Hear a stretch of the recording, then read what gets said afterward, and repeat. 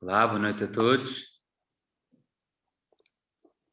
Sejam bem-vindos aqui a esta conversa da Pousio na Brutéria. Queria passar a palavra aqui ao Padre Francisco Mota, que é o diretor da Brutéria, para começar.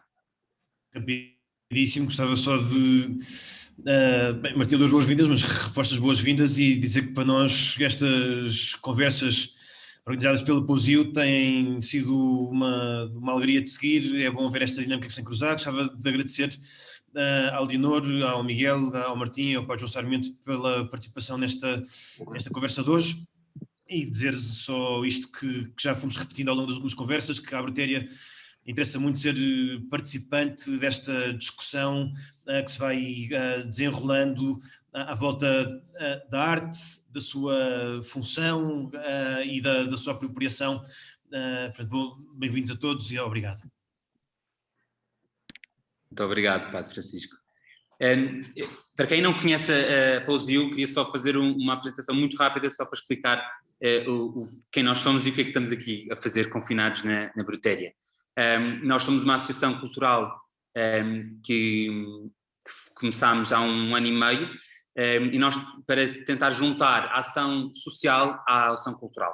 Portanto, nós queremos combater aquilo que nós chamamos de isolamento cultural através de vários projetos artísticos, como esta residência que estamos aqui a fazer na Brutéria, e procuramos ir ao encontro de comunidades isoladas e inserirmos nelas, e deixando que essa convivência traga novas aprendizagens e faça escutar novas obras artísticas. Pronto, nós tivemos este convite da Brutéria para vir ao encontro da comunidade esquecida do Bairro Alto, que está a sofrer tanto nesta altura de confinamento e cuja realidade tem sido muito abalada com o Covid. E nós temos estado aqui desde dia 6, desde o Dia dos Reis, em residência. Eu, a Mafalda da Brutéria Pousio, a anfitriã, e mais 2 artistas, que é o José Sotomayor e a Diana Maria Doré. E nós aproveitámos esta nossa estadia nesta casa para desafiar a Brutéria também a ajudar-nos a acolher e a construir este ciclo da arte Lavra. Portanto, são uma série de conversas que pretendem discutir como a arte interage com vários temas diferentes na nossa sociedade. Quando nós dizemos como é que a arte lavra, queremos perceber como é que a arte aborda, questiona, remexe várias áreas do nosso dia-a-dia. Portanto, a saúde mental, os direitos humanos, a educação, a economia e o tema da amizade social, que é o tema da nossa residência. Nas conversas anteriores falámos exatamente disto, da amizade social e da arte enquanto agente dos direitos humanos, e hoje vimos fazer a pergunta: será que a arte serve para comunicar? Falando um bocadinho também do caráter comunicativo da arte em vários aspectos. Portanto, a pergunta assim posta aos nossos oradores é se existe na obra artística a intenção subliminar de comunicar, ou seja, se a obra fala por si ou se apresenta também significados conscientes ou inconscientes depositados pelo seu autor, e se a arte comunica, o que é que comunica e de que forma e para quê, e se não, o que é a arte e para que serve. Nós temos aqui um painel extraordinário de oradores que trabalham a arte no dia-a-dia, e eu gostava de apresentar o painel antes de passar a palavra aos nossos oradores. Temos o privilégio de ter connosco a Leonor Nazaré, que é assessora e curadora da coleção moderna do Museu Carlos Gulbenkian. Temos o Miguel Lobo Antunes, que é jurista e gestor cultural português, foi vice-presidente do Instituto Português do Cinema, foi administrador do CCB, foi diretor artístico do Festival Internacional de Música de Mafra e até há pouco tempo foi programador e administrador da Culturgest. E o nosso terceiro orador é o Padre João Sarmento, que é padre jesuíta, é escultor e é o galerista e curador aqui da Casa da Brutéria. Apresento a mim também, eu sou Martim Mesquita Guimarães, sou ator e encenador, e sou um dos fundadores e diretores da Pousio, e somos artistas em residência e confinados aqui na Brutéria.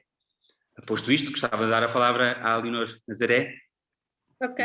E dizer só, se as pessoas tivessem perguntas, que ou pusessem no chat ou que fossem levantando as mãos e nós vamos fazendo a triagem do vosso interesse. Obrigado.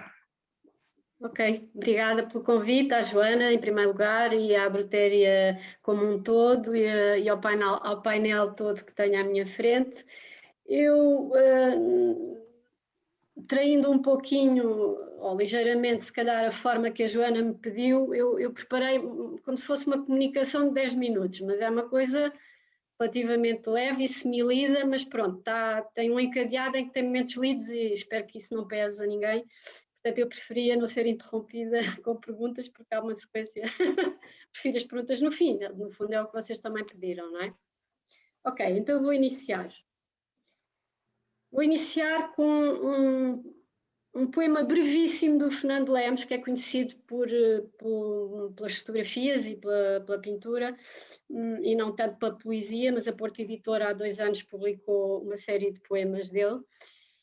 E o poema é só assim: não há tempo, há horas, não há um relógio, há hábitos que me habitam. O poema dói, o ponteiro corta, a hora queima, a morte simula. Respira para não me distrair. Ora, o poema comunica, o poema dói, diz o Fernando Lemos. O poema propõe um entendimento do tempo prosaico e outro do tempo da vida e da morte. No final do poema, respira para não me distrair, para não pensar na morte e no ponteiro que corta, acrescentaria.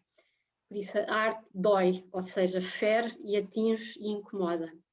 Outras vezes deslumbra e encanta, ou seja, favorece uma espécie de concordância interior, uma sintonia, uma forma de bem-estar.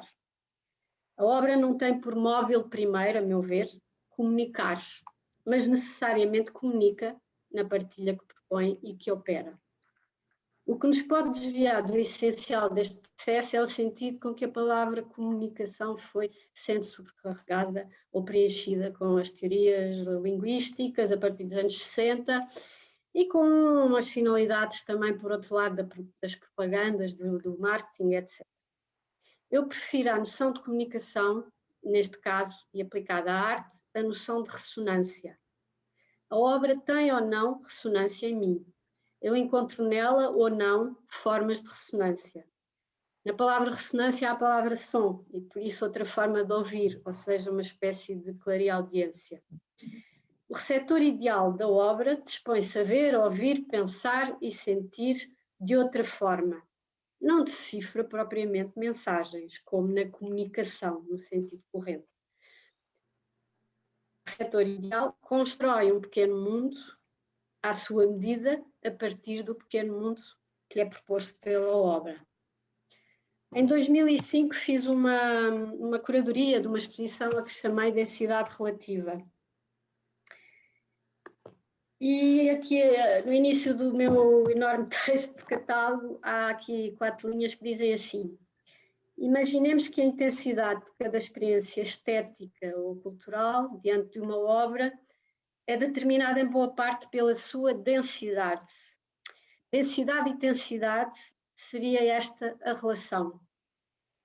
Depois, para tal, seria necessário encontrar medidores de densidade, fazer uma densimetria das imagens e, em consequência, também uma densimetria da experiência mais ou menos intensa do confronto com elas. Por isso, para mim, tudo se joga nas escalas de densidade e de intensidade da obra e do observador. Desenvolvi o conceito há 15 anos, mas para mim a questão ainda é nuclear.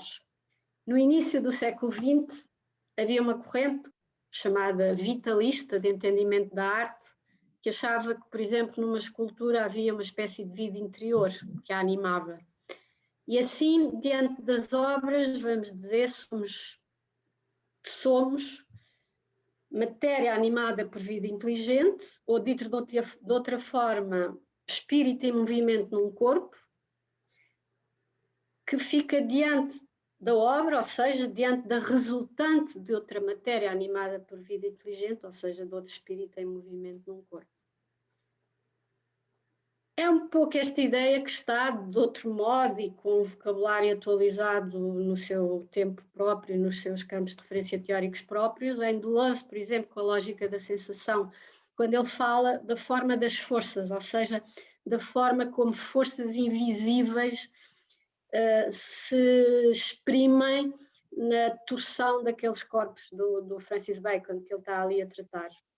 É também a mesma ideia na mais que citada frase do Paul Klee, que a pintura torna visíveis as forças que não o são. Portanto, é sempre este tipo de comunicação que está em causa, que exige competências para as quais não fomos nem muito estimulados, nem educados normalmente, ou muito pouco. Esta comunicação, entre aspas, exige uma atenção flutuante, que é um termo da psicanálise, sensibilidade, intuição, receptividade, ou seja, um modo feminino. A receptividade é um modo feminino. Não estou a falar de feminino no sentido biológico, mas no sentido da energia ou da atitude, que não é privilegiado pela sociedade patriarcal e racionalista em que vivemos. Portanto, esta atenção receptiva diante da obra e intuitiva é qualquer coisa que potencia um encontro com a obra muito alargado para além daquilo que ela propõe aos 5 sentidos. Se eu fizer aqui um pequeno salto para uma outra área de interesse, a física contemporânea, assim como algum pensamento pré-socrático, e é curioso ver como essas duas pontas extremas às vezes se encontram, fala no vazio como um lugar de todas as possibilidades. O vazio não é o nada, o vazio é aquele sítio onde tudo ainda é potencial à espera de ser atualizado. Há outra noção na física, que é a noção de onda de forma, ou seja, um padrão de vibração que cria uma forma. A maneira mais simples de explicar isso seria imaginar uma areia fina por baixo das cordas de uma guitarra, que quando as cordas fossem tocadas faria um desenho na areia de tão fina que ela é, a vibração dessa corda faria um desenho, faria uma forma. Portanto, isto, acho que é uma imagem que ajuda a perceber a ideia. Tudo é vibração antes de ser densidade visível. A matéria é apenas 4% de tudo o que existe no universo. É que nos interessamos muito mais por ela do que por tudo o resto e estamos constantemente a desviar o nosso interesse dos outros 96%. Que para os cientistas são matéria negra, energia negra, antimatéria, vários termos para designar isto, que não se sabe sequer muito bem o que é, mas que na verdade os pré-socráticos chamavam pura e simplesmente éter, ou quinto elemento, e que em alguma divulgação científica contemporânea está a ser recuperado como conceito. Enfim, numa ciência não muito consensual. Numa obra, a matéria visível é também esses 4% de tudo o que existe nela. O que chega até nós, perguntaria eu, de tudo o resto que a obra também é. Uma realidade só existe porque e a partir do momento em que alguém a observa e lhe dedica atenção, interrogação, perguntas, hipóteses, experimentação, etc., no conjunto das possibilidades todas. Por isso, se a obra comunica, é porque propõe esse vazio cheio de possibilidades, onde vamos buscar uma ou mais, e muitas vezes nenhuma. Vamos lá buscar um excerto de nós mesmos, que lá encontra uma extensão, um espelho ou um desafio. As partículas subatómicas, saberão alguns que se interessam por essa área, comportam-se às vezes como onda, ou seja, energia, e outras vezes como corpúsculo, ou seja, matéria densa, quando passam a uma existência concreta e manifesta. A nossa pergunta perante as coisas é que determina o resultado. Por isso, tudo é intenção, atenção e aquilo a que poderíamos chamar morfogênese. Ou seja, a partir de um plano subtil, que é pura vibração, há uma forma que se cria e se manifesta. Por isso, para mim, o espírito precede sempre a matéria, ou seja, a vibração precede sempre a densidade. A matéria é a versão mais densa do espírito. A obra de arte propõe subtileza através da densidade. E temos receptores para a subtileza ou não, ou mais ou menos, em função da natureza da nossa receptividade lemos só a sua matéria ou também a sua subtileza ou parte dela. Eu vou terminar com esta fotografia do Fernando Lemos. Digam-me se veem assim.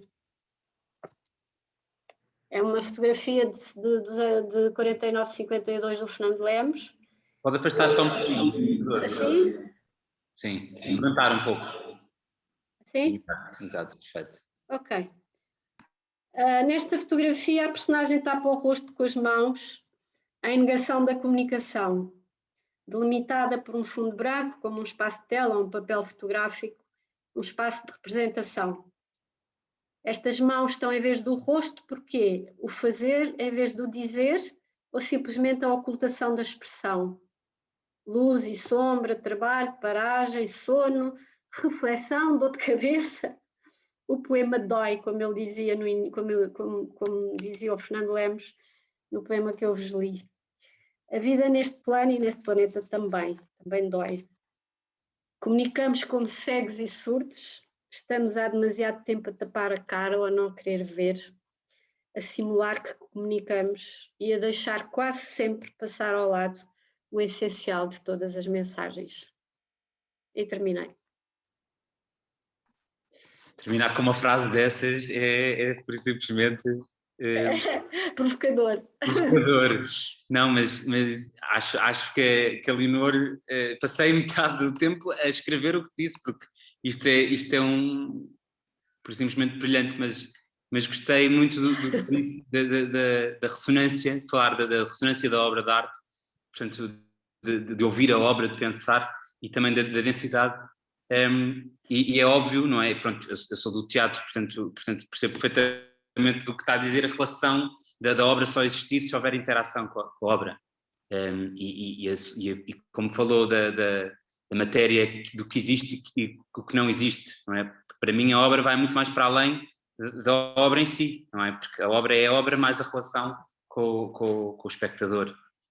Mas o que é curioso, se me permite, é que no campo da arte nós até aceitamos isso mais ou menos, mas, por exemplo, para as ciências exatas achamos que não. Achamos que as coisas existem em si e que há uma objetividade à qual o cientista vai chegar. E mesmo nessa área, tudo indica, é o que pensam alguns, que mesmo nessa área existe aquilo que é a interrogação do cientista formular como possibilidade. E por isso acho que esta ideia vai ainda mais longe quando saímos do campo da arte. Claro, e há muitos artistas que trabalham também a ausência, não é? Como a ausência da obra, como a obra em si, ou o espaço entre objetos, como o objeto artístico em si. Mas pronto, muito obrigado. Nada. Queria passar agora ao Miguel Lobantunes. Sim. E só relembrar que se tiverem perguntas para deixarem no bate-papo ou levantarem a mão, para no fim serem colocadas. Obrigado. Eu estou a usar esta coisa dos microfones, ouve-se? Ouve-se? Um bocadinho mal. Assim ouve-se melhor? Sim. Ouve-se melhor assim? Ou é melhor eu tirar isto? Eu tiro isto. É que eu estou velho e, portanto, o moco. Ouve-se mal. Bom, o que eu vou dizer, não tenho capacidade para falar com a Leonor. Penso que ela disse, foi muito, muito interessante. Não sou capaz de fazer isto. Comentem, não faz mal que haja pontos de vista diferentes, maneiras de abordar diferentes. É só isso. Como foi feito é se a arte comunica. Para mim, não só comunica, como é ela própria comunicação. Eu acho que os humanos, são eminentemente sociais e são um animal que conseguiu viver em grupo, conseguiu desenvolver uma habilidade especial para construir estruturas de comunicação, formas estruturadas de comunicação. E a arte é uma dessas formas de comunicação, do meu ponto de vista.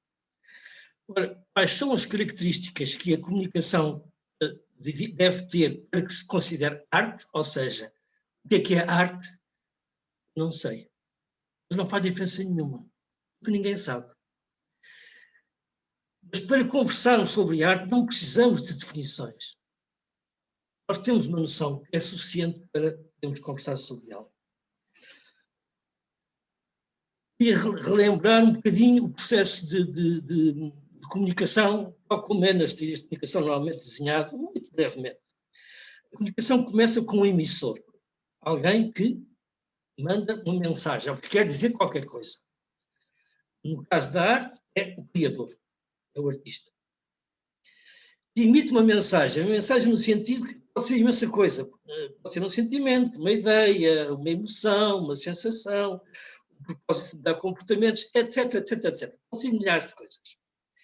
E utiliza um código, isto é, um sistema de signos, de sinais, de notas de música, movimentos do corpo, palavras, cores, dimensões, imagens, e fora. Se considerarmos os vários tipos de manifestações artísticas. Um suporte, isto é, varia com a disciplina artística, a dança, a música, o teatro, as artes visuais, e esta coisa que é a mensagem, digamos assim, o código e o suporte constituem a obra de arte. Depois encontra o receptor, que é o público, como se costuma dizer. Bom, partindo deste esquema, três tópicos que podem ajudar à discussão ou à conversa. O artista não se dirige a ninguém em especial. Normalmente, enfim, pode escrever um poema por uma pessoa, mas depois oferece-o a muito mais. E ele não sabe quem são os receptores, quem vai ter o contacto com a obra. Podem ser, de resto, pessoas que vêm depois dele, não são seus contemporâneos. A obra oferece a uma indefinição de pessoas, quer na sua quantidade, quer na sua qualidade, quer também na sua extensão temporal. O que dá que o artista não consegue controlar o efeito da sua obra. Ele pode ter uma intenção qualquer, mas aquilo que cada pessoa recebe da obra, ele não pode controlar. É uma das características deste tipo que a arte tem, do meu ponto de vista. Às vezes a nossa experiência de contacto com uma obra de arte é parecida com a de outras pessoas, com a de outros. Outras vezes não é, mas é sempre um encontro pessoal, único, íntimo. É assim que eu vejo a minha experiência enquanto público, enquanto tenho contacto com a obra. Depois, um outro tópico possível de conversa é que eu acho que a obra só existe quando há esse encontro. Ou seja, pode haver impotência. Eu posso fazer um poema, escrever um livro, uma música, uma escultura, etc., por aí fora, mas se não houver ninguém que tenha contato com ela, ela não existe como obra de arte. Isto é discutível, mas é o que eu penso. Ou seja, se a Arca de Pessoa tivesse ardido, se a pessoa tivesse rasgado e nunca chegasse até nós, nunca haveria aquelas obras. Nunca teriam tido, nunca teria sido completo o processo de comunicação. É um outro tópico possível de conversa. Qualquer tipo de comunicação exige como disse há bocadinho, siga uma linguagem. E tem que haver algum entendimento entre quem emite a mensagem, entre a linguagem que é usada e aquilo que o receptor receba. Isto é, quem recebe a obra tem que ter algum conhecimento sobre essa linguagem. Quando isso não acontece, a comunicação não existe. Por exemplo, normalmente as linguagens são facilmente compreensíveis, mas quando há rupturas muito grandes dos sistemas de linguagem artística, há muita gente que não entende. quer dizer, acontece-me a mim, com imensas obras das vanguardas, digamos assim, quer as vanguardas do século XX, quer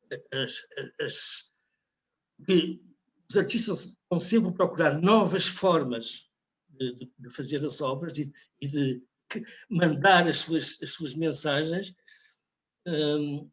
e muitas vezes eu não percebo, não entendo, não sei lá, não consigo, não domino aquela linguagem. Não me envergonha, devo dizer. Acho que é assim, é natural.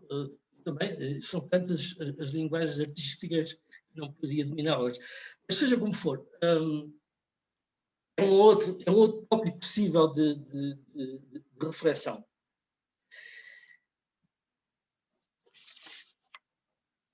Isto tem conduzido esta dificuldade na percepção da linguagem, digamos assim,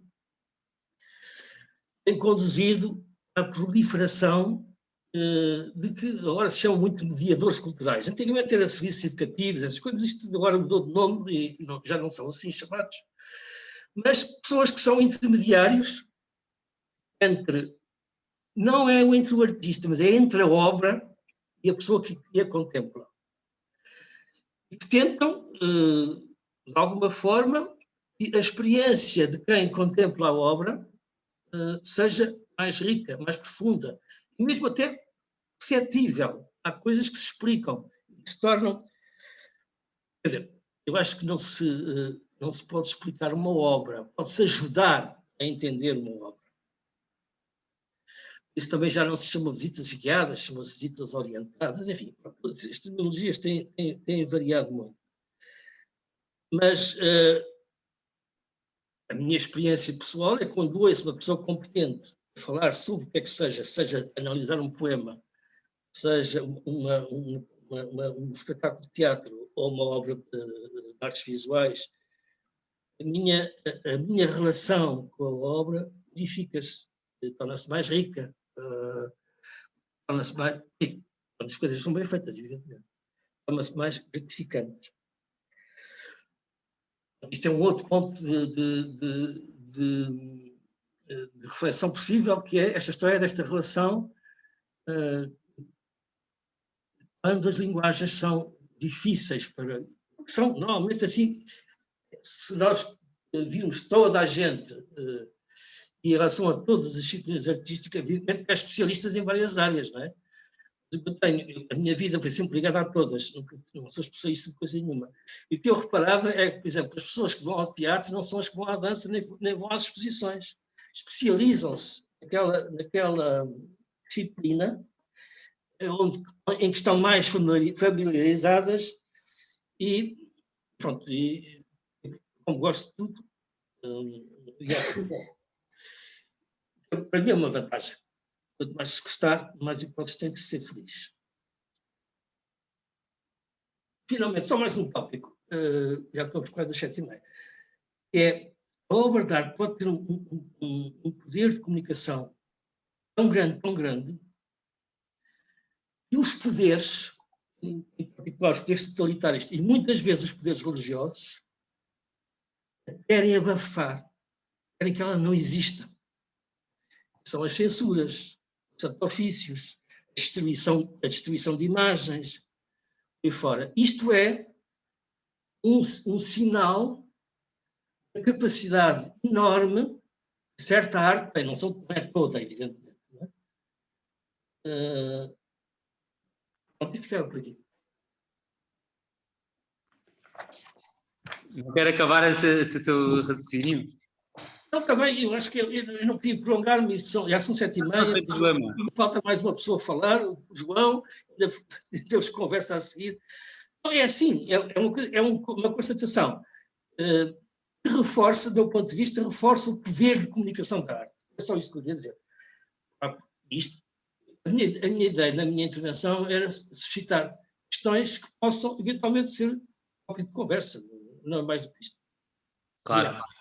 Muito obrigado, Miguel. Eu achei muito interessante a primeira frase que disse, que a arte é a comunicação. mas depois a comunicação temos que ver se conseguimos definir como arte ou não, apesar da definição da arte não ser interessante.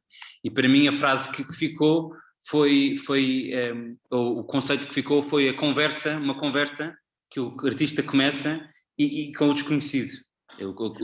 Para imaginar uma pessoa a falar com uma parede, não é? Portanto, a pessoa está a ter uma conversa e não sabe quem é a pessoa que está, quase como confessionário, não sabe quem é que está do outro lado, o que é que a pessoa do outro lado está a Tal pensar. como ao abordar, nós estamos a comunicar.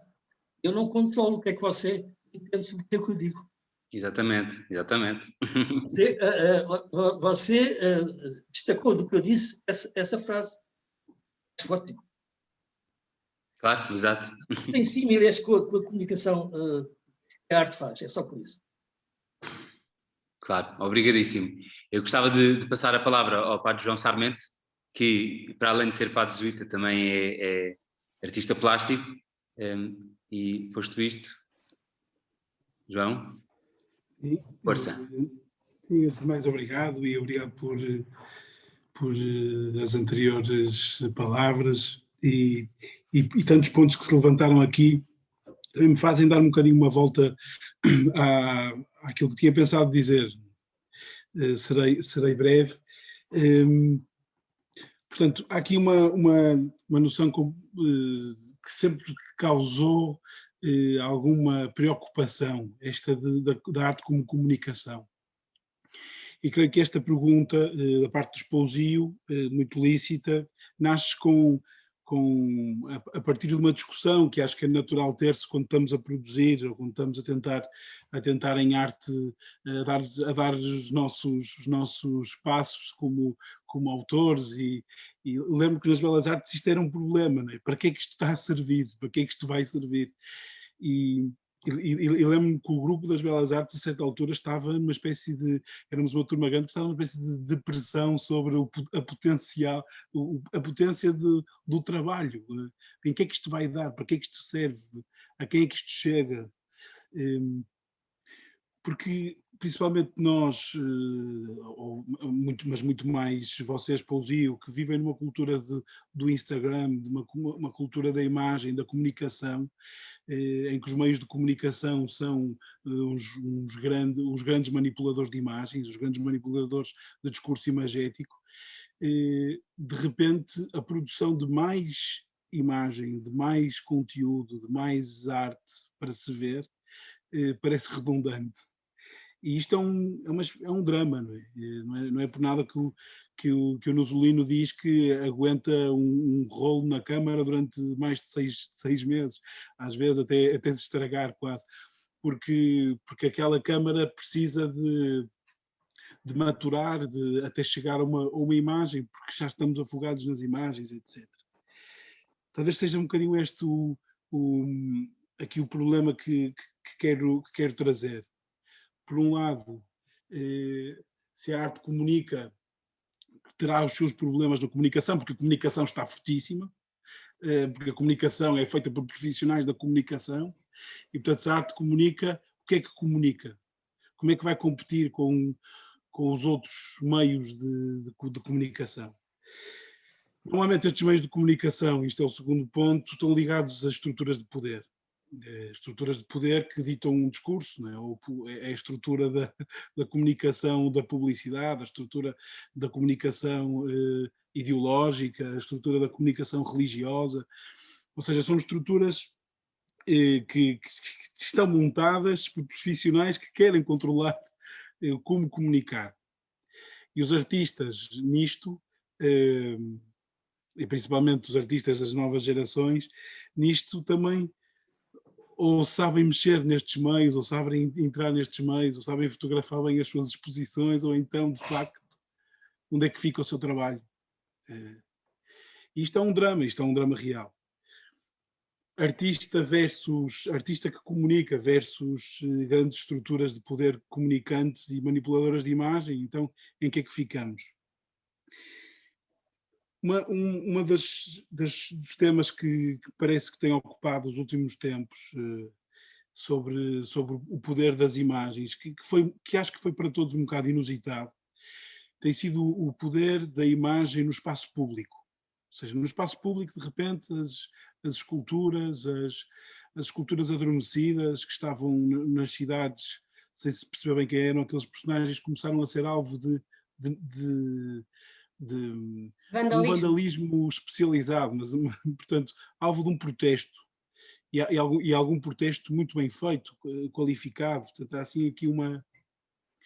Então, de facto, tem trazido à tona, ultimamente, e pelo menos tem trazido, para esta pergunta, tem-me trazido, esta imagem tem-me servido, que é esta.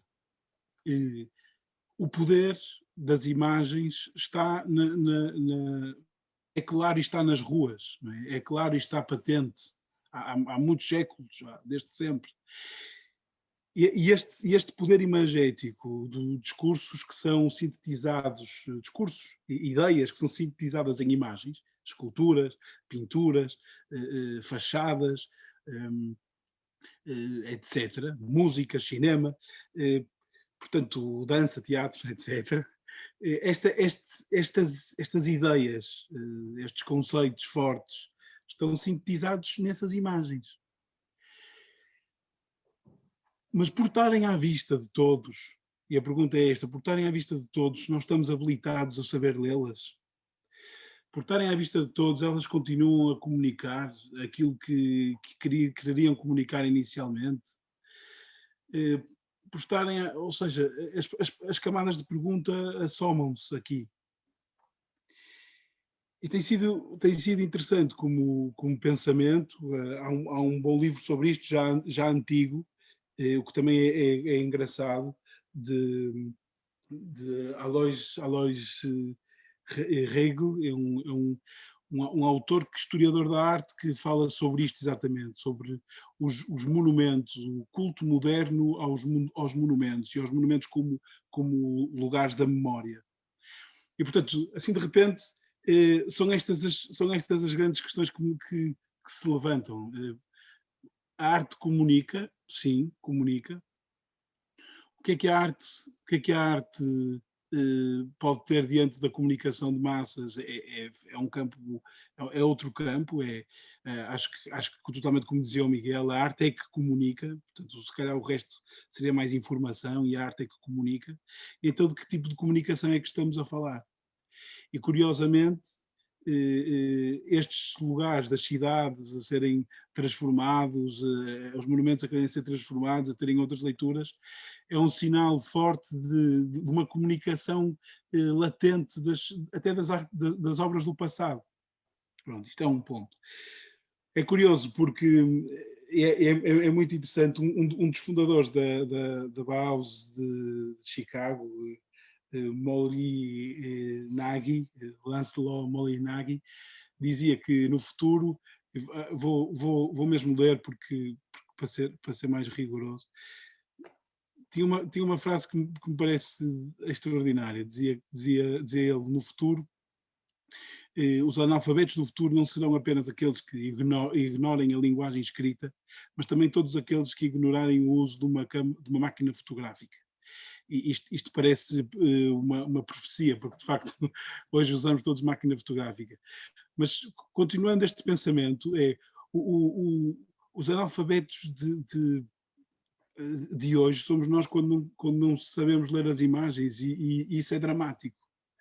Há uma espécie de analfabetismo imagético que nos foi passado, se calhar, pelo poder excessivo e manipulador de imagens, ou que nos foi abafado na nossa educação, esta leitura das imagens, a leitura dos sons. Quando digo leitura, digo uma hermenêutica da imagem, a hermenêutica do som, a hermenêutica, a leitura, não a leitura que interpreta, a leitura que se deixa interpelar, a leitura das tais, sem querer abusar do que a Leonor disse, a leitura das tais energias, das tais vibrações. O deixar-se afetar pelas imagens, pela arte, pela produção, onde os artistas se comunicam, mesmo que não queiram comunicar, ou por eles não estão a pensar comunicar um ideal, se comunicam. Então, só deixar esta reflexão, e termino, que de facto há uma dor latente aqui também em nós, sobre como aceder a essa comunicação. E os próprios produtores de imagens ou de cultura ou de arte, os próprios produtores de arte, digamos assim, com a palavra comunicam, sentem-se desconfortáveis naturalmente. O que é que estás a comunicar com isto? Não estou a querer comunicar nada. Portanto, há um desconforto muitas vezes que percebemos. Porquê? Porque isto está... A arte que comunica como tal, muitas vezes vem associada à arte dos discursos autoritários, à arte de que nos falava também o Miguel. Um ponto e termino, que há uma espécie de boa prática de apropriação ou participação, ou deixar-se, ou de afetar-se. A fenomenologia da arte fala disto, de deixar-se afetar entre o objeto e o observador. Esta relação em que os dois se encontram, se calhar a ideia do vitalismo também, e há aqui provavelmente algumas... Isto não é nada metafísico, mas há um afetar-se dos sentidos através da percepção, não é? Seja ela que tipo de arte for. E nisto tenho lido uma autora que diz que as verdadeiras imagens, então, nesta relação de comunicação profunda, de comunicação mais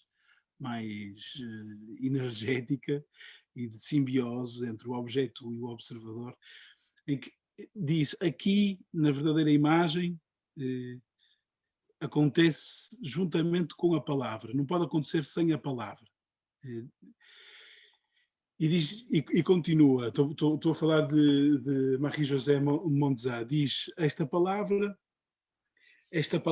que escutamos, uma palavra que escutamos vinda do objeto de arte. O objeto de arte parece que transmite uma palavra, porque vivemos na lógica, vivemos numa lógica gramatical, falamos, comunicamos através de palavras, por isso diz-nos que diante do objeto de arte há uma voz, há uma espécie de voz da interioridade, a voz, o eu poético, eu não sei, mas é qualquer coisa aqui. E é nesta comunicação que acontece uma comunicação de profundidade. Diz, o visível só se partilha em termos de imagem instruída pela voz. O verdadeiro visível, aquele que não se apodera da tua vontade, não é? Aquele que se apodera que vai à tua fraqueza e te comove para te levar a um determinado sítio. Esse visível, ela diz que é o visível da fusão e da opressão, tantas vezes usado pelos vários poderes, que já falamos aqui, inclusive pelo religioso. Esse visível, quando não é partilhado em termos de imagem instruída pela voz do eu, deste eu poético que cada um de nós também encontra em si diante da comoção do objeto de arte. Então esse é que é o verdadeiro visível. Pronto, assim, interessante, muito provavelmente não fui claro, mas seria assim esta contribuição, ou seja, comunicação artística e versus a grande comunicação das forças manipuladoras das imagens, profissionais desse discurso. E depois, então, que tipo de comunicação é esta diante da arte, que só a arte é que traz, que só o objeto de arte ao longo dos milénios da humanidade é que produz, que tipo de visibilidade é esta, e parece-me boa esta nota da voz de Marie-José Mondzat, parece-me uma boa abertura. Obrigado, João. Eu achei muito interessante uma questão que tu pegaste, que também, de certa maneira, o Miguel também tinha falado da questão da linguagem. Tu falaste do analfabetismo, das imagens. Pronto, antigamente quem não sabia ler, não sabia compreender e escrever, não sabia comunicar com os outros e deixar-se ser comunicado. E hoje em dia, como estavas a dizer, é quem não sabe interpretar as imagens. Como falaste muito bem no Instagram, que por essa razão, não é? Sabemos perfeitamente que a rede social mais usada neste momento é uma que partilha imagens. E durante muito tempo nem sequer havia texto, era só imagens. O Miguel também tinha falado das pessoas que percebem esta linguagem, as pessoas que têm o hábito de ir ao teatro ou de ir às exposições e, portanto, têm já treinado ou têm esta como é que eu ia dizer, esta sensibilidade, como disse Leonor, de se relacionar com a obra. Isso fez-me pensar na questão da arte viciada, que é uma coisa que se vê muito, por exemplo, no teatro.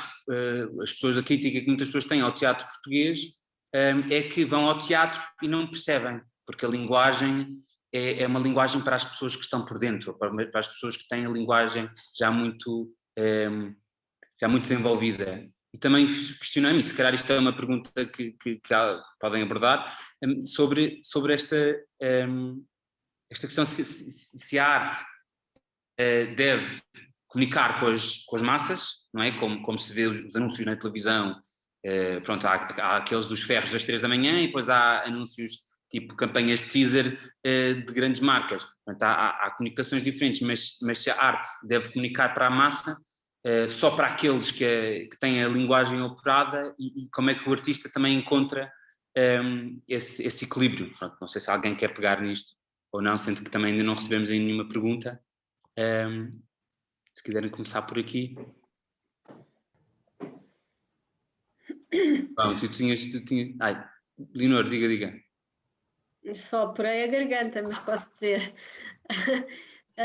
Não, estava a pensar que o museu é o lugar onde essa pergunta se coloca quase todos os dias, não é? Porque quando um museu propõe uma exposição, seja ela mais permanente ou mais temporária,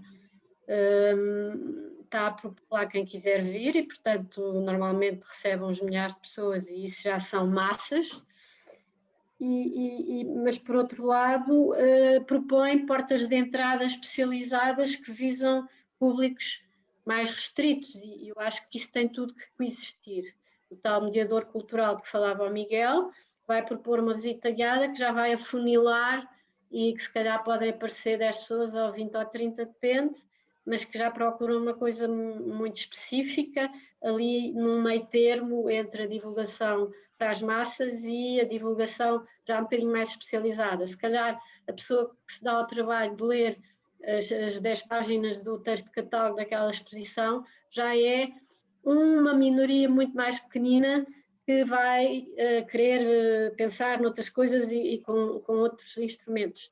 E depois há o texto na parede, e a folha de sala, e o jornal da exposição, e o site, e as coisas que a própria instituição também vai pôr nas redes sociais. E todas estas entradas são necessárias, úteis e dirigidas a públicos diferentes, às vezes que se sobrepõem, mas que de algum modo se diferenciam. Portanto, o ideal, de facto, é conseguir que eles têm as condições privilegiadas para o conseguir, multiplicar estas portas de entrada todas. Porque há sempre a possibilidade de aquilo que chamamos as massas acederem e recebem e leem ao nível que conseguirem. E há sempre a possibilidade também, se esse trabalho tivesse sido feito, de dar portas de entrada mais especializadas a um público que exige um bocadinho mais. Portanto, isto é o ideal para mim. Posso? Claro. Quer dizer, dois a três pontos. Por um lado, as pessoas que têm contacto com a arte são percentualmente muito poucas. Eu conheço bastante bem os estudos de práticas culturais internacionais e estou metido num grupo que está a fazer um estudo sobre as práticas culturais dos portugueses e confirma esta tendência geral. O artista não tem que se preocupar, acho eu, sobre se o público vai ou não entender aquilo que ele está a fazer. O artista tem que dizer aquilo que quer dizer. E como assim, por cima, se não se dirige a ninguém em particular, se dirige a uma infinidade de pessoas, não tem que se preocupar com isso. A questão da inteligibilidade, ou o João há bocado falava eu percebo essa inquietação, o que é que isto serve? O artista pensa, por que é que eu estou a fazer isto? Não é para nada, se calhar, não é mal. Esta ideia de que a arte tem que servir é uma ideia que vem da economia, que foi induzida em tudo, em toda a vida social. Tudo tem que ter uma utilidade e um valor económico. Aquilo que não tem esse valor, essa utilidade, qual é a utilidade da terceira sinfonia de Beethoven? Qual é a utilidade os exemplos podiam ser milhares. A arte é outra coisa. É uma necessidade que nós temos, que os homens têm, de comunicar de certa forma. Temos necessidade de comunicar de imensas maneiras. Gestos, com palavras, com o corpo, enfim. Mas há outras que são a que nós chamamos artísticas, nascem de uma necessidade está dentro de nós. A gente não consegue abafar isso. É impossível. Não tem que ser útil nesse sentido. Obviamente que pode ser útil. Pode ajudar a transformar as coisas. Pode transmitir ideias. Pode influenciar comportamentos. Podem criar sentimentos de felicidade. Mas não é necessário que seja assim. Ou pode ser isto tudo junto. Atenção. Posso dizer qualquer coisa? Claro, esteja à vontade.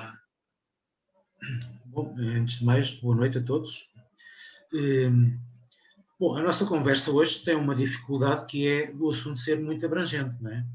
Desde o que se a arte serve para alguma coisa, se comunica, ou o que é a arte, etc. Bom, isto realmente estava pronto para muitos doutoramentos, não é?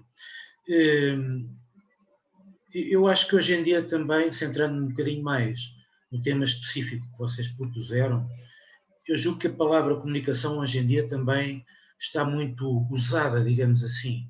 Quer dizer, quando nós falamos em comunicação, não sabemos bem se estamos a falar de linguística, se estamos a falar de publicidade, se estamos a falar de atingir um objetivo político. Pronto, é uma abrangência muito grande. Eu gostava só, para ser rápido, digamos, de vos expor uma ou duas situações. A primeira é a seguinte, é que a obra de arte, eu sou designer, por outro lado tenho uma crónica no jornal aqui de Viseu, sobre uma crónica quinzenal sobre arte e cultura, portanto escrevo sobre exposições, mas também sou artista. Portanto, muitas vezes quando vou ver uma exposição, para escrever sobre aquela exposição, tenho uma relação um bocadinho especial com museus, devo dizer, debato muito com essa questão, estou a escrever sobre a obra de outra pessoa, o que é que a outra pessoa queria dizer ou não queria dizer. E eu há muito que, de certo modo, me despreocupei um bocadinho sobre esse assunto, porque senão não consigo escrever, pura e simplesmente. E, portanto, há uma coisa que é a minha relação com aquela obra. E outra coisa que é a relação do artista com a sua obra. Eu próprio, e esta é a segunda coisa que eu queria introduzir aqui, é que um artista, quando trabalha, também comunica consigo próprio. Portanto, não está só a comunicar com o público. Eu muitas vezes estou a fazer um trabalho meu que inicialmente era para seguir numa direção e depois, pelos materiais, por várias circunstâncias, até por ter ou não ter dinheiro para comprar um determinado material e, portanto, ir para outro tipo de solução, isso leva-me às vezes a um resultado completamente diferente e a uma comunicação comigo diferente. Eu acho que o público, se algum dia a minha obra é exposta, nunca ninguém vai entender isso. Porque para isso eu tinha que fazer quase um diário, dia a dia, do meu confronto com aquele trabalho, para as pessoas perceberem o que é que se passou. Portanto, esse eco nunca vai chegar lá. Há de ser uma matéria da física, como estávamos aí a falar há pouco, mas que se calhar só com, não sei, com um instrumento muito, muito aperfeiçoado é que se ia lá chegar. Portanto, e realmente hoje em dia a situação também está muito complicada, por causa dos mediadores culturais, que muitas vezes, portanto, desenvolvem um projeto para um público muito específico e vão buscar um conjunto de artistas que têm um trabalho que tem a ver com esse público. Portanto, é quase como um trabalho artístico de segundo grau, digamos assim. Portanto, tudo isto ficou mais complexo, não é? Por isso, eu julgo que será muito difícil, francamente, chegar assim a grandes conclusões. Enfim, é o que me parece. Obrigado. Obrigado. Portanto, temos aqui uma pergunta da Diana, que pergunta se quando afirmamos que a arte comunica, se apontamos para uma comunicação imediata, se devemos distinguir o entendimento da compreensão e se posso apreciar a forma sem a compreender, ou compreender apreciando ou não. A obra pode-se revelar, comunicar dias, meses, anos mais tarde. Devemos distinguir a arte do ofício, do serviço? Pronto, isto é uma pergunta que dá para dividir em... São várias perguntas, mas não sei se alguém quer... Eu não queria monopolizar, mas há pouco o Miguel Lobo Antunes falava dessa questão de chegar lá, não é? De quando uma pessoa está frente a uma obra de arte e chegar lá. Bom, os casos são muito diferentes, não é? Eu não posso comparar com o Paulo Arrego, por exemplo, ou com o Francis Bacon. São realidades diferentes. Mas seja qual for a realidade, essa coisa de compreender a obra, eu acho que isso é um grande engano que a maior parte das pessoas, ou a grande parte das pessoas, tem. Não há nada para compreender na obra. Há para compreender a relação da pessoa com aquela obra. Eu às vezes chego a uma parede, apetece-me fotografar a parede por um conjunto de situações, até posso chorar de ver aquela parede, porque aquilo causou naquele momento um efeito em mim.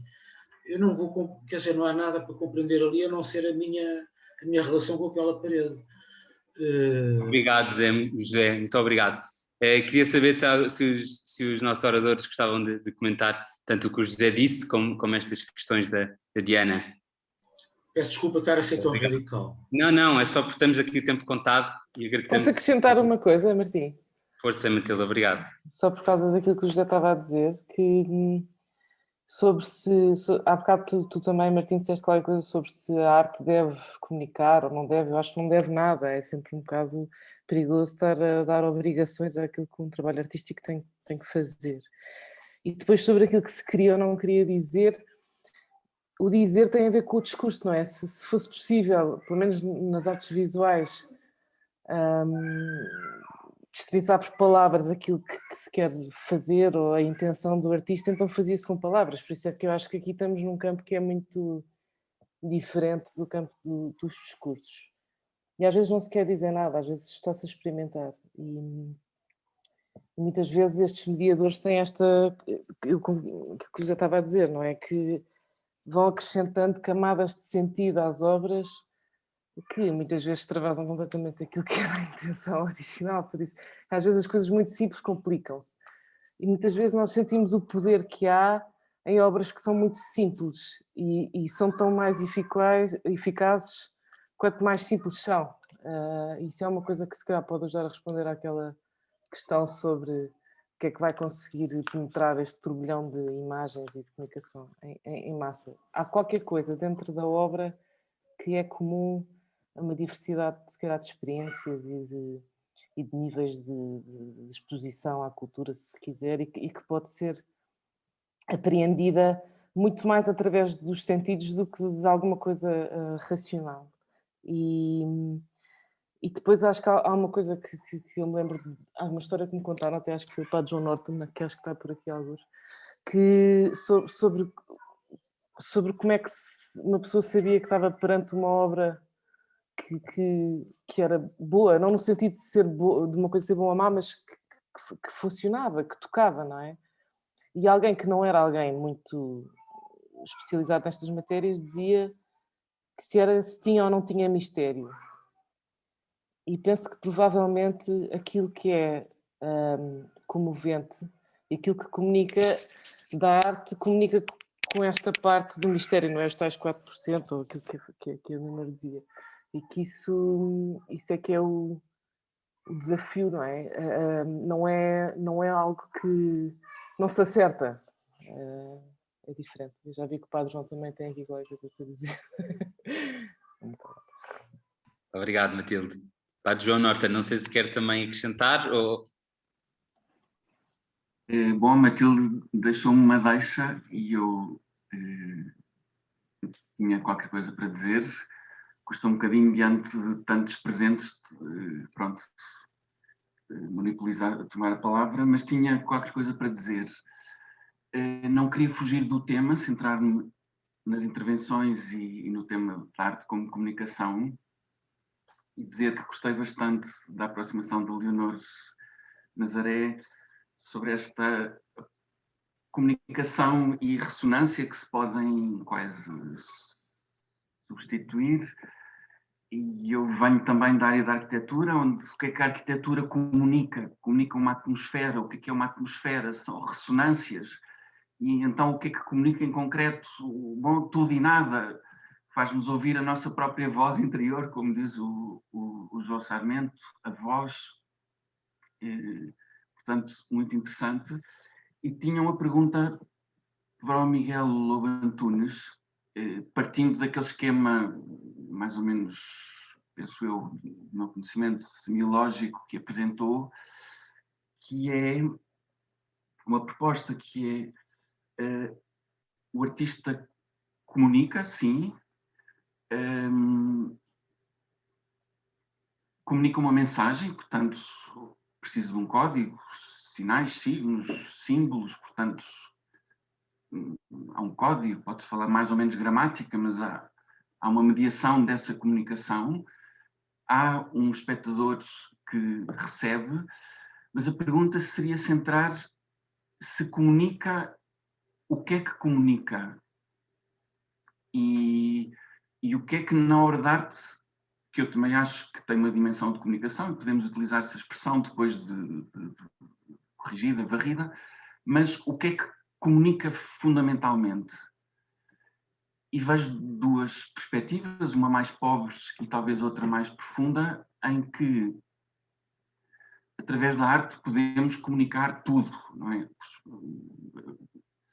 E, portanto, uma obra de arte na sua densidade, na sua complexidade, funciona quase como um palimpsesto, onde comunicamos coisas de referências mais pessoais. Há diversas disciplinas que podem abordar uma obra de arte, a história, a política, a sociologia, a psicologia, etc. Mas quando radicalizamos a pergunta o que a arte fundamentalmente comunica, para que ao longo da história ela se mantenha como uma função espiritual permanente das civilizações, é uma pergunta profunda e em aberto.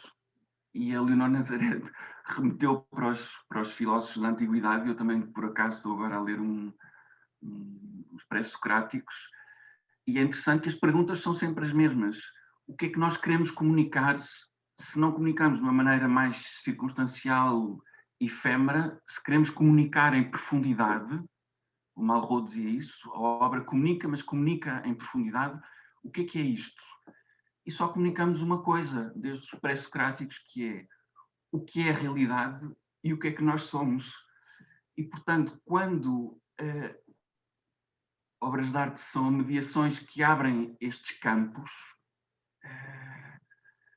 falam-nos e falam-nos em profundidade e falam-nos daquilo que mais nos interessa, e cada um escuta a sua voz interior. Também é bonita esta imagem da Marie-José Monzin, de que a arte vai para além do visível, e este para além do visível é uma voz que nos vai falando. E que voz é essa? É o mistério do real, é a nossa voz interior, são as nossas interpretações, são as ressonâncias que levamos dentro. E portanto, enfim, no fundo era perguntar ao Miguel Lobo Antunes se neste esquema de um artista criador que é emissor de uma mensagem, comunica, essa mensagem também tem um referente, quer dizer, eu comunico acerca de qualquer coisa, eu quero compreender qualquer coisa e comunicar essa qualquer coisa. E, portanto, há este elemento de referência. Qual é o referente que depois tem muitas camadas de significado. E pronto, de maior ou menor profundidade, questões mais ou menos eternas, questões mais ou menos efêmeras, e ambas são importantes porque nos situamos existencialmente diante da vida e depois também nos situamos historicamente diante do que nos vai acontecendo e daquilo acerca do qual queremos falar. Obrigado, Padre João. Esperamos aqui pela resposta do Miguel. Não sei responder à pergunta o que é a arte comunica. A arte é uma coisa vastíssima e pode ter imensas. A mim o que me interessa é o que é que cada obra transmite. E só obra a obra se consegue tentar analisar. Este é o primeiro ponto. O segundo ponto é, não me interessa a intenção do artista. Muita gente vê uma obra, uma peça de teatro e diz, qual era a mensagem? O que é que ele queria dizer com isto? A obra vale por si. E voltando àquilo que eu tinha dito há bocado, o artista não controla a recepção. O que interessa é a recepção.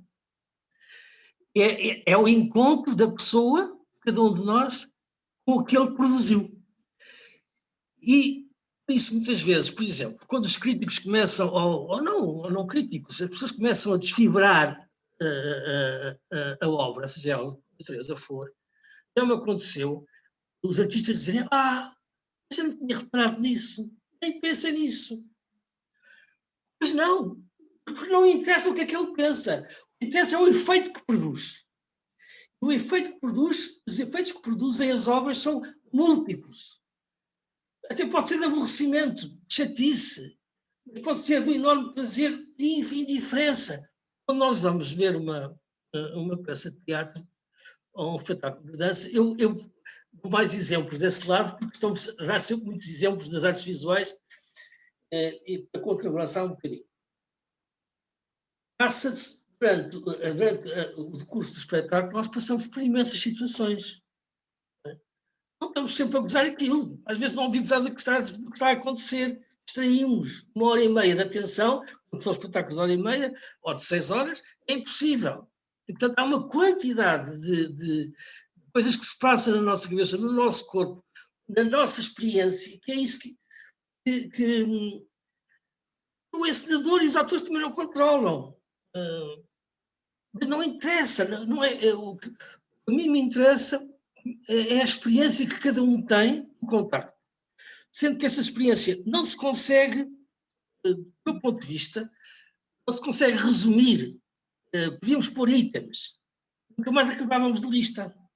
São tantas as coisas que uma obra nos pode sugerir, ou que cada obra nos pode sugerir, e as obras, e a arte no seu conjunto, claro que eu acho que tem interesse é analisar obra a obra e não em abstrato. Enfim, isso eu que não sou completamente incapaz de teoria e, portanto, tenho uma enorme dificuldade na abstração. Obrigado. Acrescentava aqui só uma ideia ou duas, até para responder um bocadinho a uma Matilde que falou. Quando alguém aceita recorrer a uma mediação cultural, aceita tacitamente que sejam acrescentadas camadas e não há problema nenhum, antes pelo contrário, a meu ver, que sejam acrescentadas camadas. Porque, como a Matilde diz, a obra tem a sua eficácia, a nu, e sem mediação, para quem quiser confrontar-se em direto, e é o que fazemos a maior parte das vezes, com ela. Mas o que me parece muito interessante na proposta artística, seja ela de que tipo for, é que ela vai levar ao acrescentar camadas, e é isso a recepção. A recepção de que estamos a falar é isso, é acrescentar camadas, é acrescentar o nosso mundo. Não há outra maneira de ter um encontro com uma obra. A única forma é acrescentar-lhe camadas. Portanto, a obra tem a sua eficácia, tem. Às vezes a simplicidade é uma forma de eficácia, mas nem sempre, há muitas outras. E o interesse da partilha daquilo que estamos a chamar aqui comunicação encontra-se justamente no facto de todos acrescentarmos imensas camadas constantemente. Pronto, tive vontade de dizer isto à Matilde. Não a conheço pessoalmente, mas estou a tratá-la assim, de uma forma familiar, acho que ela não se importa. Não me importa. Eu não estava a dizer com aquilo que era mau acrescentar-se camadas. Só estava a dizer que, de facto, aquilo que o Miguel também disse, não é? De muitas vezes os sentidos que são acrescentados vão muito mais longe daquilo que seria uma intenção inicial do artista. Há uma coisa que tem que ser dita, é que a mediação tem feito com que muito mais pessoas se aproximem da arte e tenham acesso aos objetos artísticos. Não é? Sem mediação não tínhamos os públicos que temos hoje em dia. Portanto, os artistas sozinhos não tinham feito isso, julgo eu.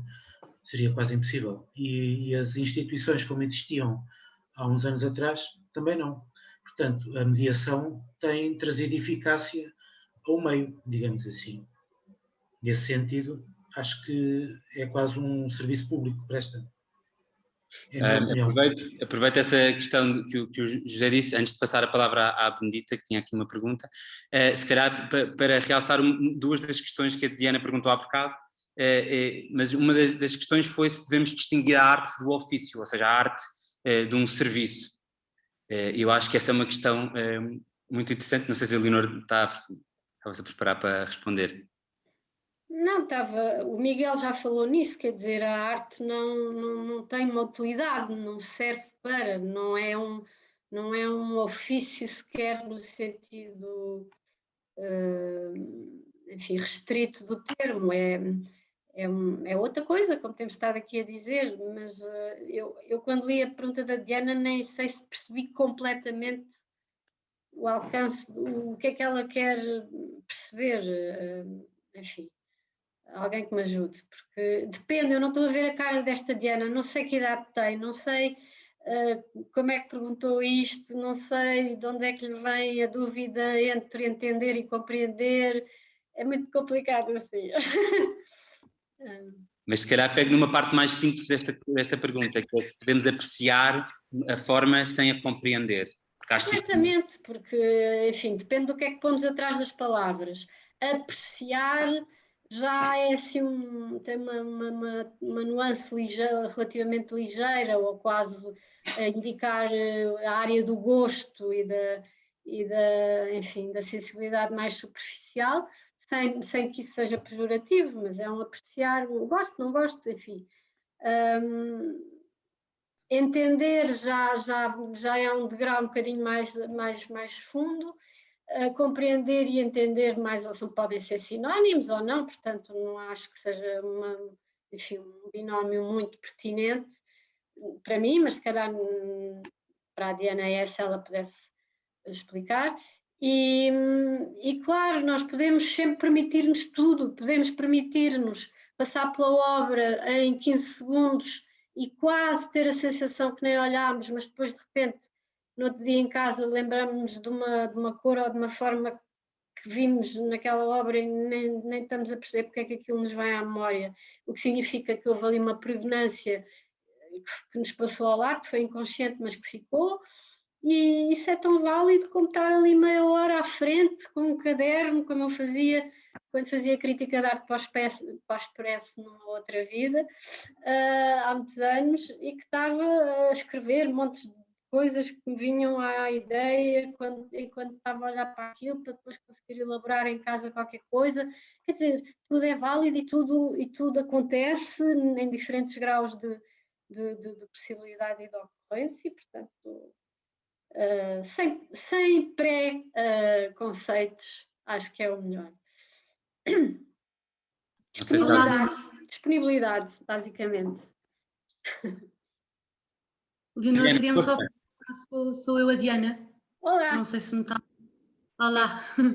E acho que acabou por tocar em muitos pontos que de facto não ficaram explícitos, e isto é o que me fascina na comunicação no geral. Porque de facto o que eu queria dizer com entendimento e compreensão, para mim não são sinónimos.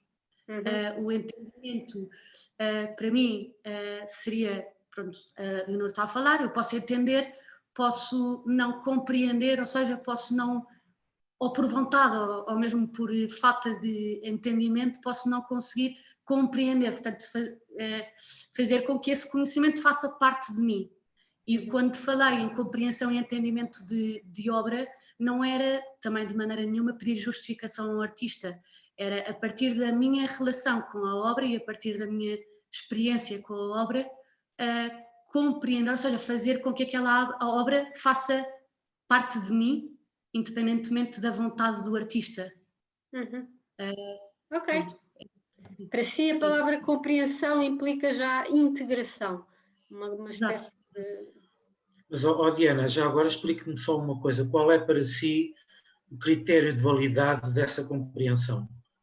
Ou seja, qual é para si o critério de validade, por exemplo, da compreensão das palavras da Leonor, por exemplo?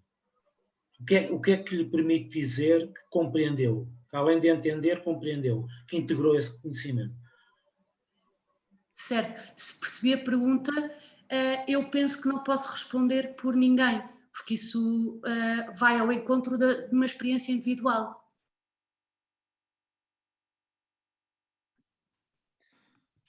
Não sei se mais alguém tem uma questão. Pá, João, força.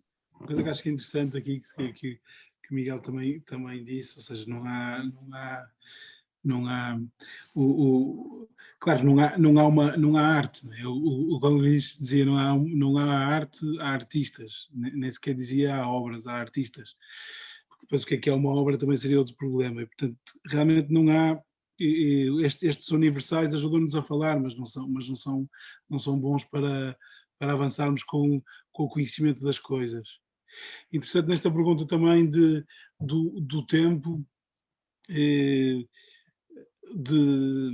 a Diana acaba aqui a pergunta a falar, pergunta aqui se vamos perceber mais cedo ou mais tarde, né? E agora a Leonor falava disto, de algumas coisas que ficam quase como, depois que vêm quase como reminiscências de uma obra vista ou de uma peça sentida e ouvida, etc. Isto aqui ocupa-nos de uma coisa muito interessante, de facto também até no próprio tempo, não é? Até no próprio tempo a obra escapa-nos. É muito interessante perceber que há coisas que não tiveram validade nenhuma, ou que não foram validadas por um público numa época, de repente emergem com uma força de contemporaneidade enorme, não é? E portanto, quer dizer, o que é ser contemporâneo ou uma grande obra? Nunca, não sabemos. Isto de facto tem muito interesse.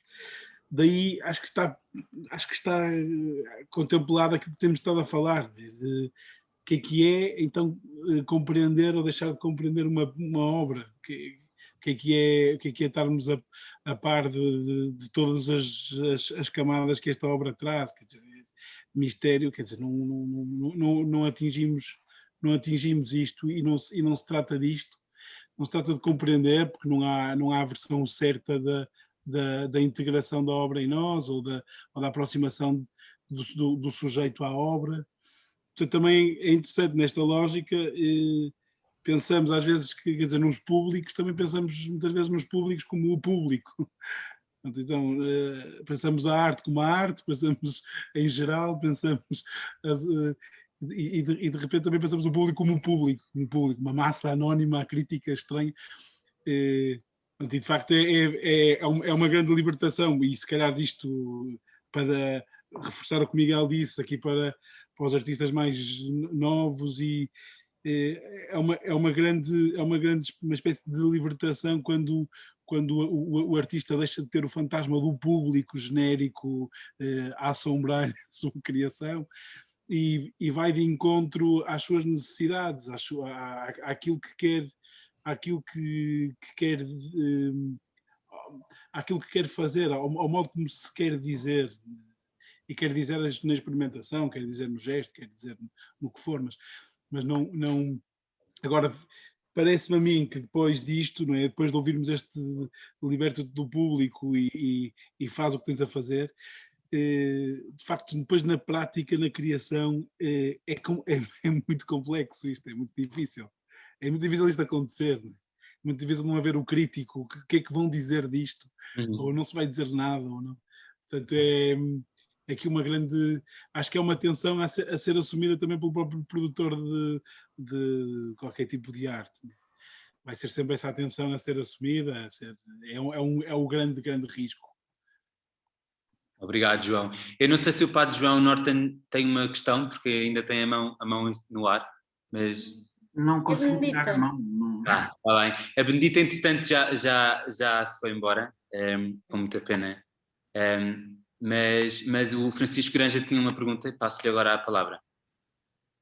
Olá, boa noite a todos. Antes de mais, tem sido incrível ouvir-vos a todos falar.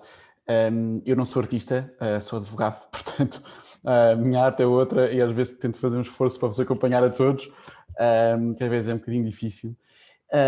Mas a minha pergunta vem muito na sequência da intervenção do Padre João e também do Martinho, quando falou do papel da comunicação da arte perante as massas, e eu fiquei só curioso, porque o Padre João falou do poder imagético de estátuas, eventualmente, e é interessante, pronto, o contexto todo quase local da própria Brutéria neste tema, e a pergunta que me surgia era muito no contexto da transição para a democracia, ou seja, tantas vezes nós vimos que em momentos de crise social, e como nós vivemos agora por isso é que pergunto, a arte teve uma capacidade de comunicar uma simbologia de paz, ou de lá está, de transição e eventualmente de justiça social. E era um bocadinho, a minha pergunta era também mais sobre a eficácia da comunicação da obra nestes tempos não só de transitional justice, de justiça transicional, de passagem de regimes autoritários para regimes democráticos, mas como também a eficácia da comunicação da obra no contexto de crise social e em momentos difíceis que a sociedade vive. E pronto, foi essa a pergunta que eu tinha. Percebo-me que muda um bocadinho o tema da conversa. Se não quiserem pegar nela, tudo bem. Mas pronto, foi essa a pergunta que me surgiu. Obrigado. Por acaso, também é preciso ver que a escultura... Antes do seu comentário, gostava só de saber se algum dos oradores gostava de responder à pergunta antes de passar. Peço desculpa, é que só que temos o tempo contado. Entretanto, como não vi ninguém a falar, só por causa disso. Obrigado. Queres resumir a tua pergunta, Granja, só para os oradores? Quero, peço desculpa, perdi-me um bocadinho. A minha pergunta é, qual é que é o papel da comunicação da arte em momentos de crise social, como a que vivemos agora? Ou seja, qual é que é o impacto da comunicação artística numa sociedade que está ou em fase de transição, de um regime autoritário para um regime democrático, e o papel da obra nesse momento, ou numa fase de crise social como a que vivemos agora, na união da sociedade e na justiça? Dizer qualquer coisinha sobre isso. Muitas vezes os artistas gostam de intervir política e socialmente. E há obras que têm essa intenção. Isso não quer dizer que em tempos de crise ou outros quaisquer tenha que haver obras dedicadas a isso. Tudo depende dos artistas, daquilo que os artistas querem comunicar. E, de facto, há períodos em que os artistas têm mais essa apetência de reflexão e de intervenção sobre o que acontece. É só isto. Obrigado. Não sei se a Leonor ou se o João querem... Obrigado, Miguel. Sim, estava a tentar ler o chat, mas ao mesmo tempo a pensar, portanto, no fundo não consegui ler aquela pergunta que estava a chegar, mas concordo com o Miguel, quer dizer, o artista não tem que nada, como já foi dito aqui hoje, mas frequentemente tem vontade de ser mais explicitamente referencial, quando tem temas que quer trazer de ordem social, de ordem política até, por vezes, e faz da sua obra um pouco um panfleto. Isso existe no mundo da arte, existiu muito. A meu ver, isso, enfim, não tem que ser medido da mesma maneira que medimos o que acontece socialmente quando há períodos de crise, porque em períodos de crise, provavelmente o artista, muitos artistas vão elaborar isso de outra forma completamente não óbvia, ou fazendo coisas que são mais ligadas à expressão do seu mundo interior do que à projeção do mundo exterior, no mundo exterior. Depende da forma como o artista está a viver a situação e as outras todas, a situação exterior e as outras todas pessoais e mais restritas na sua vida.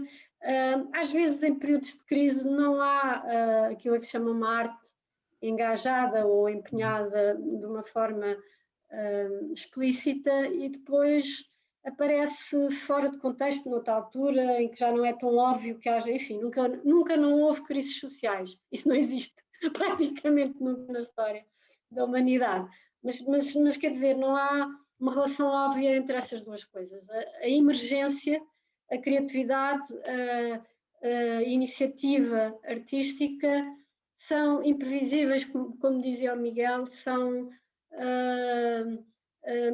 não são suscetíveis de encomenda, enfim, embora ela exista e não seja impossível, mas não há uma relação direta, efetivamente. E às vezes as pessoas são mais mexidas por uma obra que não é explicitamente temática e que lhes pode trazer qualquer coisa que as pacifica ou que as interroga de uma maneira especial. Às vezes isso acontece mais com a obra não explicitamente tematizada do que com a outra. Ou não, mas depende, lá está, depende do jogo emissor-receptor que estamos aqui a falar desde o início.